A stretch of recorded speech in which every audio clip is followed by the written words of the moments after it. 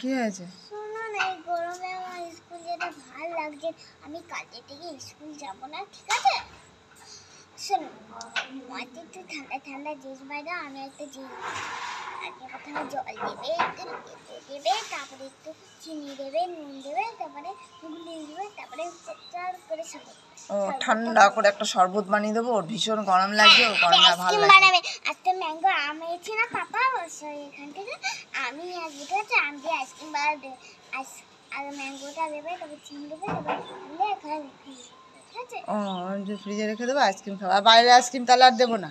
না, বাইরে আইসক্রিম খাবে না, ঠিক আছে? আমাদের তাড়াতাড়ি বানিয়ে দাও এই দুটো, তাড়াতাড়ি। খুব ঠান্ডা, খুব গরম লাগে, গরমে ওরা ভালো লাগছে না, বলতে এরকম একটু বলতে আইসক্রিম আমার খা। জিভে জল চলে আসছে। ও তাড়াতাড়ি করে ওকে একটু শরবত বানিয়ে দিই।